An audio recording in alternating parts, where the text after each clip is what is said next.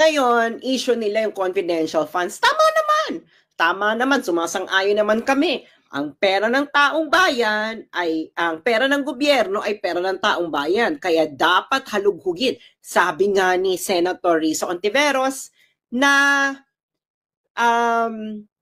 these are public funds. Kailangan may transparency, accountability, di ba? Kaya inspired kami sa mga kakampings, no? Na katulad ni Senator Risa Ontiveros. Pero dapat, Madam Risa, hindi ka selective. Dapat, kung confidential funds ang issue, dapat lahat, dapat kahit kakampi mo. Hindi yung pipili ka lang ng isa at yung pipiliin mo yung malakas sa 2028, kaya yun lang yung tututukan mo. Tapos yung talagang bubusisiin mo talaga hanggang kahit sa paano winidraw sa bangko. Di ba ganyan sila? Hanggang sa kung paano winidraw sa bangko yung pera, ganyan. So ngayon, na-inspire naman kami sa inyo, confidential funds, o di hinalugog namin ang confidential funds, di ba? Sabi ni Laila de Lima, plunder daw, di ba? Plunder daw itong kay Vice President Sara Duterte na ongoing pa ang audit. Ongoing, ibig sabihin, hindi pa tapos ang audit. Aabot pa yun ng Supreme Court. Ibig sabihin, hindi pa yun final and executory. Ano lang sila, nagmamadali lang talaga sila. Bakit sila nagmamadali? Kasi papalapit na yung 2028.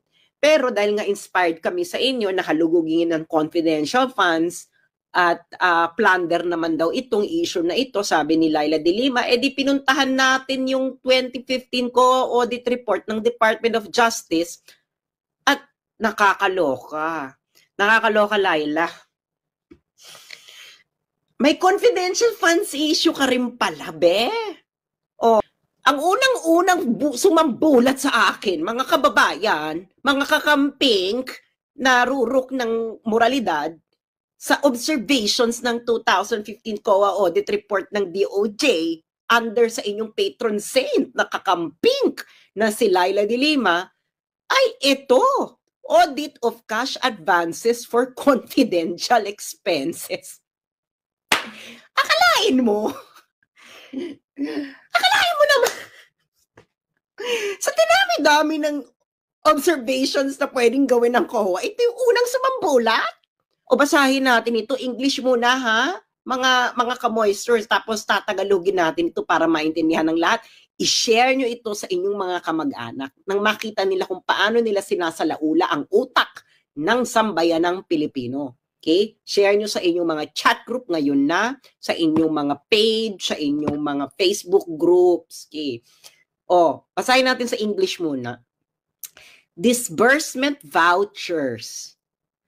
Ay, para dapat Laila de Lima. Disbursement vouchers covering cash advances for confidential funds aggregating 91,896,060.75 as of December 31, 2015, were not submitted to the COA audit team leader for post-audit, contrary to Section 6.1.8.4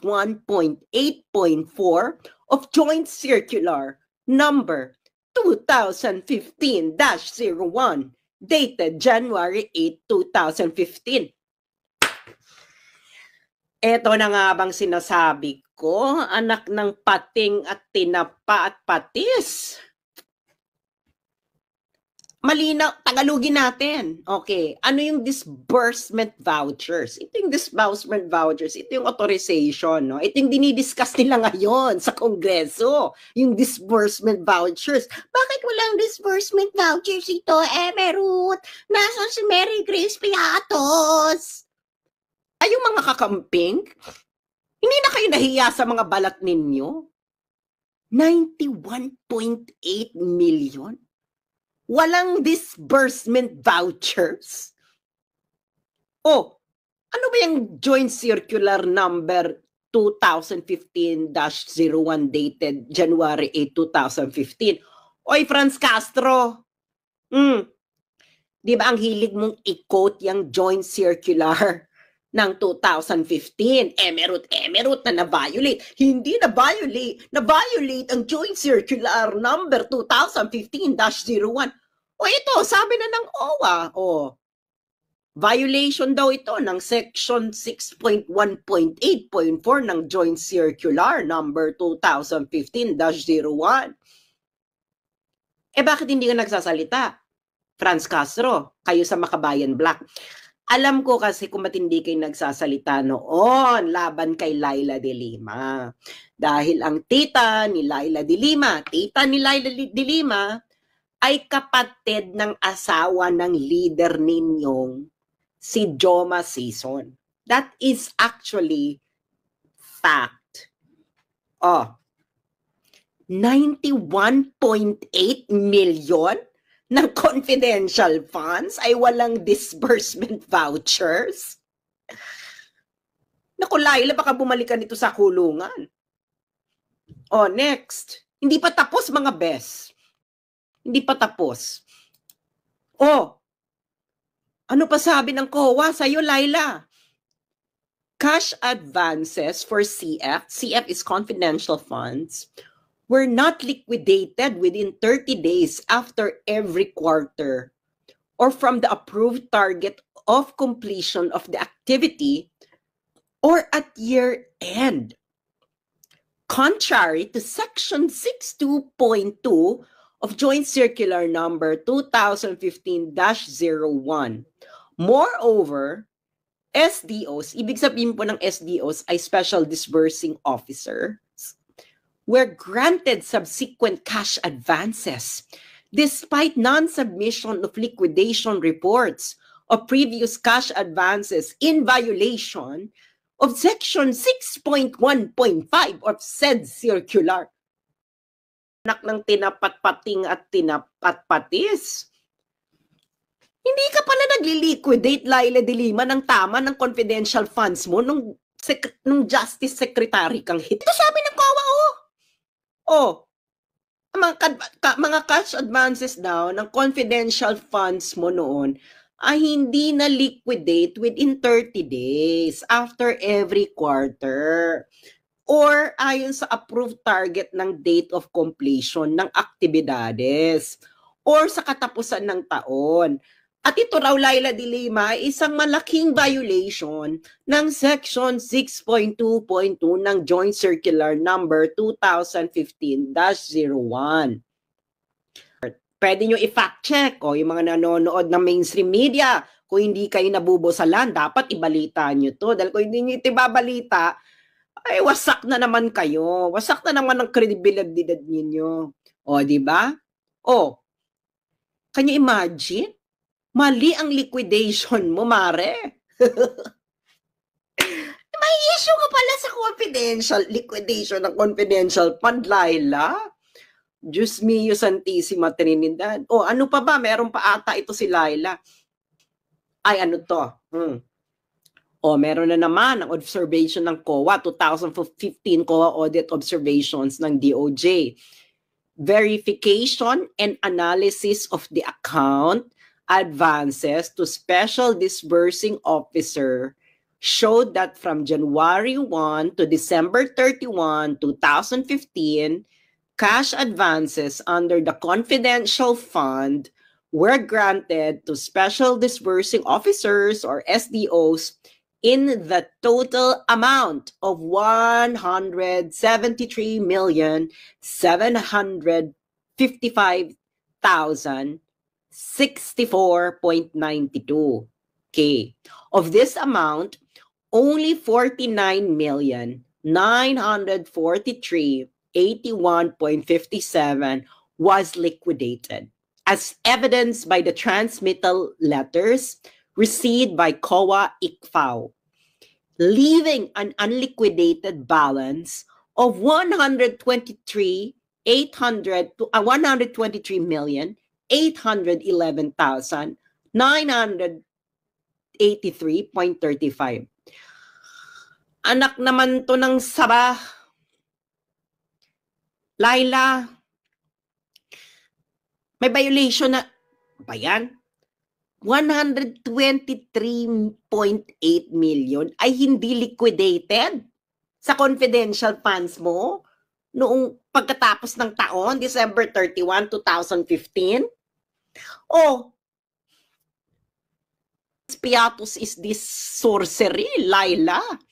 O, transmittal letters, okay na pala sa liquidation nung panahon mo, te.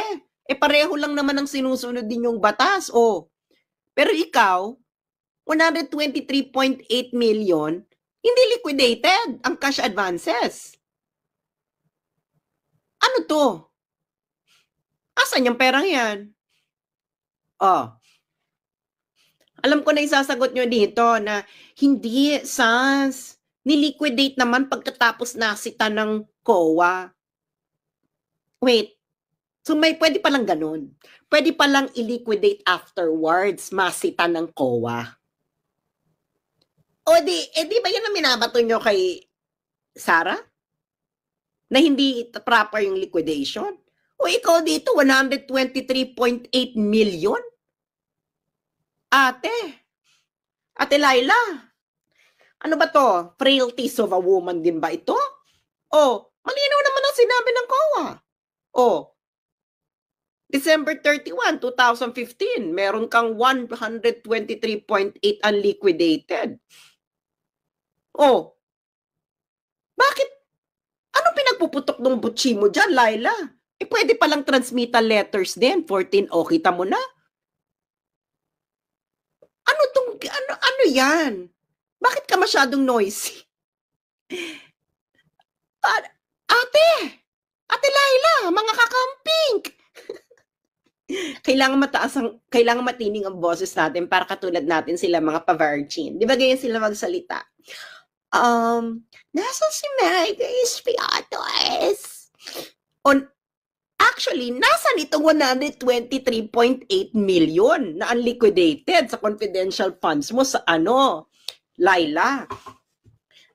Madam Laila, asan ito, mga Bex? Ano na, mga kakampings? Ikukulong din ba natin si Laila? Okay lang naman ako na ikulong si Sarah, pero sama sila.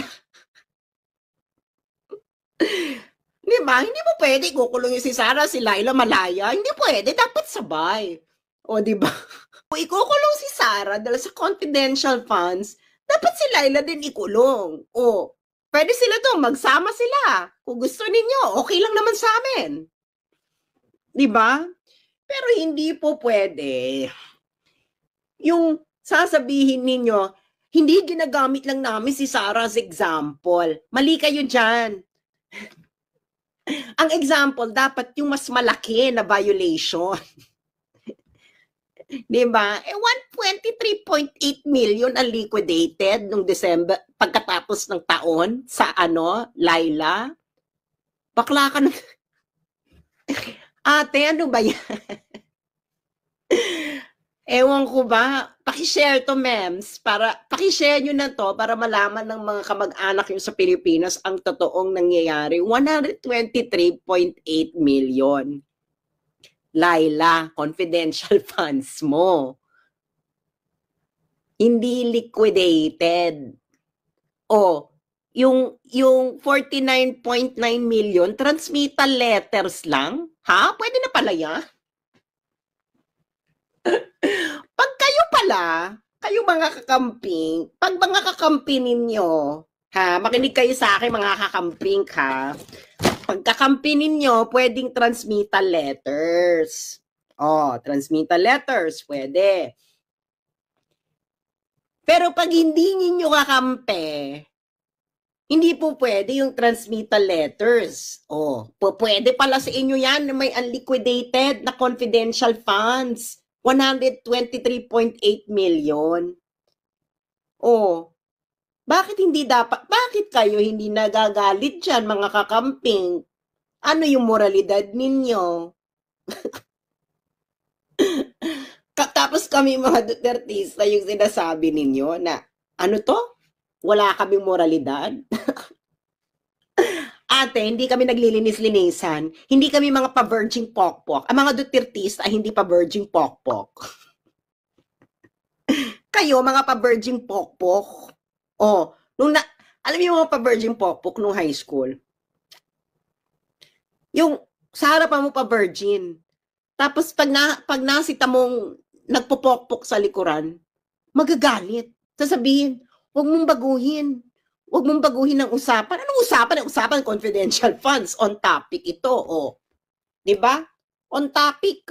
Confidential funds. Sabi nyo, pag-usapan lahat ng confidential funds.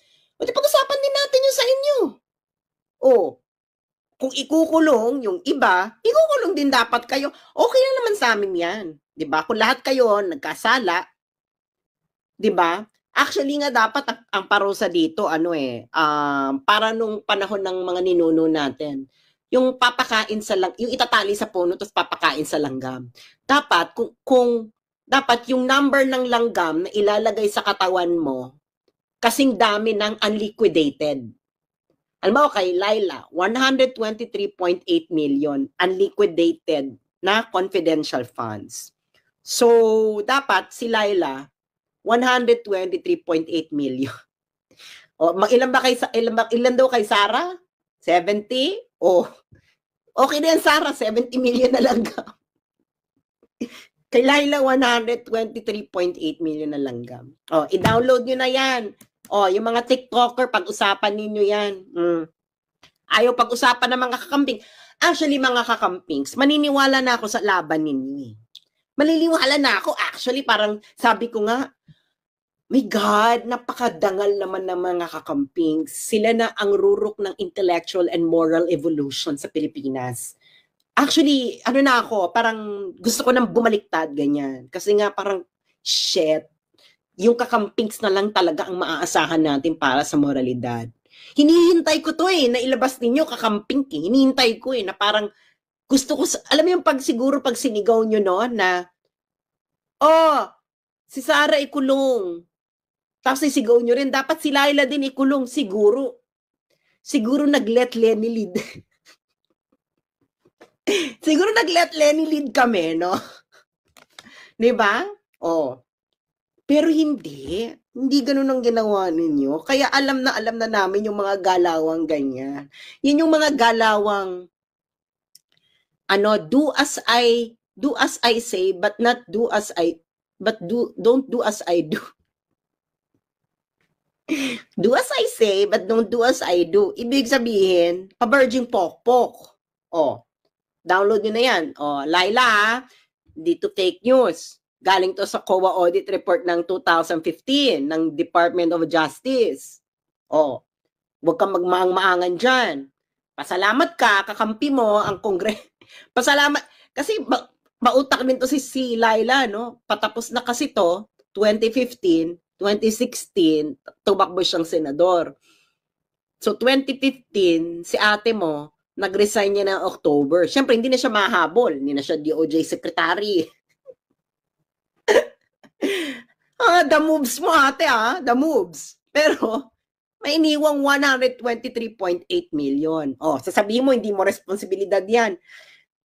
Actually, gusto ko gamitin ang favorite word na ginagamit ng mga kamping laban kay Sarah.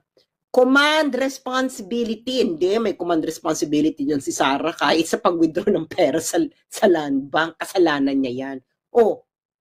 Ina-apply lang naman namin ang inyong intellectual framework. Hindi ba? Bawal pala yan. Kayo lang pala ang pwedeng mag-apply niyan.